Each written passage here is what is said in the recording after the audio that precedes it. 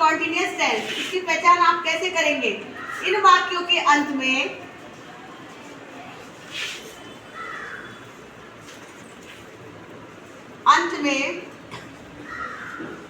रहा था, रहे थे, रही थी, क्या आता है?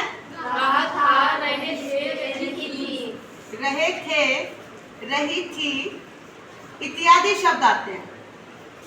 इत्यादि शब्द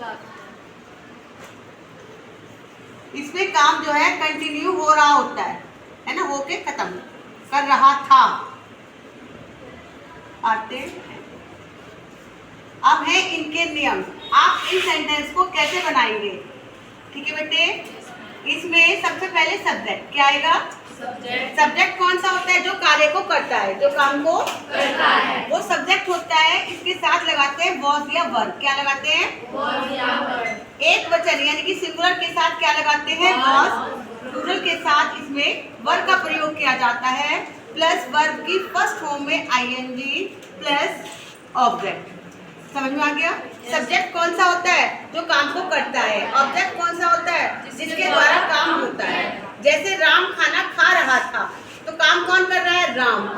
क्या काम कर रहा है? खाना। खाना क्या हो गया? ऑब्जेक्ट। राम क्या हो गया? सब्जेक्ट। खा रहा था, ये क्या हो गई? वर्ब।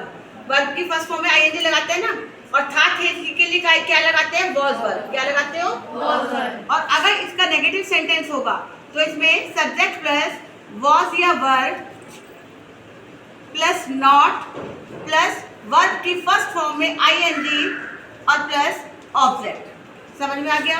अगर इसका first type question word sentence कौन से होते हैं? जिनमें शुरुआत में ही क्या आ जाता है?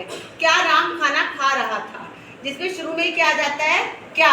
और उसमें क्या की अंग्रेजी वर्ड नहीं लगाते, हेल्पिंग वर्ब लगाते हैं। इसमें हेल्पिंग वर्ब आपके क्या है? वॉज और वर। कौन सी है? एक वचन के साथ वॉज, बहुवचन के साथ वर, प्लस सब्जेक्ट प्लस वर्ब की फर्स्ट फॉर्म में आईएनजी प्लस ऑब्जेक्ट और लास्ट में क्वेश्चन मार्क। और जब इसका सेकंड टाइप इंटरोगेटिव होता है, सेकंड टाइप इंटरोगेटिव कौन से होते हैं? जब वाक्य के बीच में क्या क्यों का प्रयोग किया जाता है।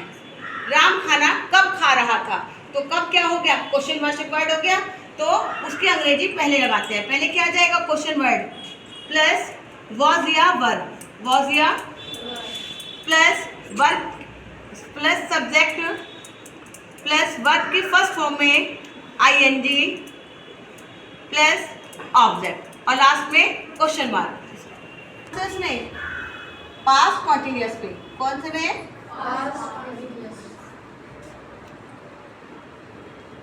समझ में आ गया? इसमें आपको सबसे पहले नियम बताया हुआ है क्या? इसके 3 नियम तो है ही, जो हर बार आपको फॉलो करने पड़ते हैं। इसमें सब्जेक्ट का ऑब्जेक्ट बन जाता है, ऑब्जेक्ट का सब्जेक्ट।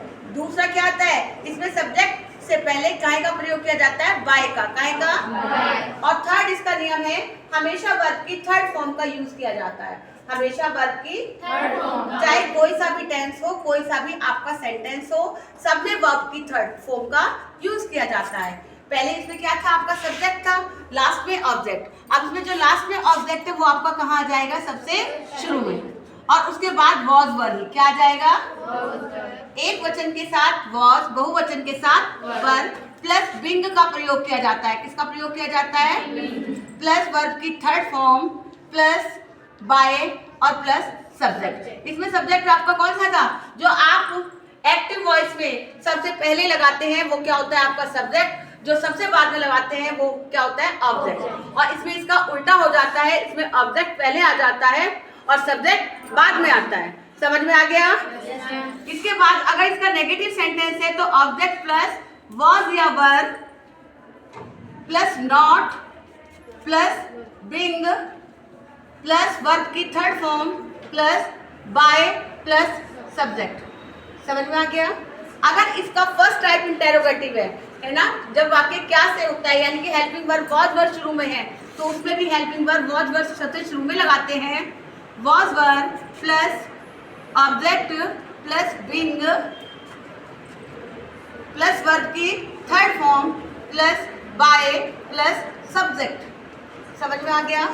और अगर क्वेश्चन वर्ड बीच में है तो उस क्वेश्चन वर्ड की अंग्रेजी पहले लगाते हैं, प्लस वॉज या were plus object plus being plus verb की थर्ड फॉर्म प्लस बाय और प्लस सब्जेक्ट और लास्ट में question mark. Were flying the field.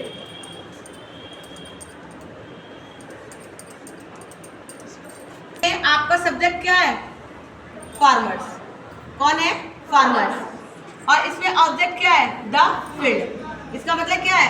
किसान जो है वो खेत जोत रहे थे। किसान खेत जोत रहे थे। और इसका क्या बनेगा?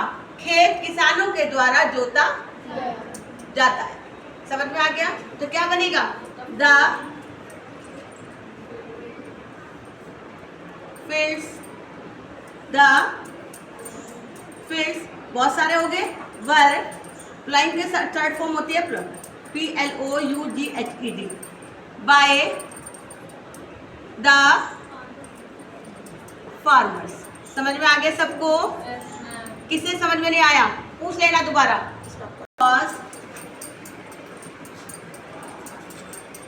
Building the wall. ठीक है। मेसन का मतलब होता है मिस्त्री। क्या होता है? मिस्त्री दीवार बना रहा था, है ना? तो काम कौन कर रहा है? मिस्त्री। क्या काम कर रहा है? दीवार बनाने का। तो मेसन क्या हो गया? सब्जेक्ट और वॉल क्या हो गई? ऑब्जेक्ट। अब आपको कहा कि पहले ऑब्जेक्ट रखना है, तो ऑब्जेक्ट इसमें क्या है? The wall. क्या है? The wall was. और हमने क्या कहा? इसमें क्या लगाते हैं? बिंग। क्या लगाओगे? तो बिंग। और बिल्ड की थर्ड फॉर्म क्या होती है? बिल्ड। क्या होती है? बिल्ड। क्या होती है? और बाय द मेसन। समझ में आ गया? जिसे समझ में नहीं आया दोबारा पूछ लेना।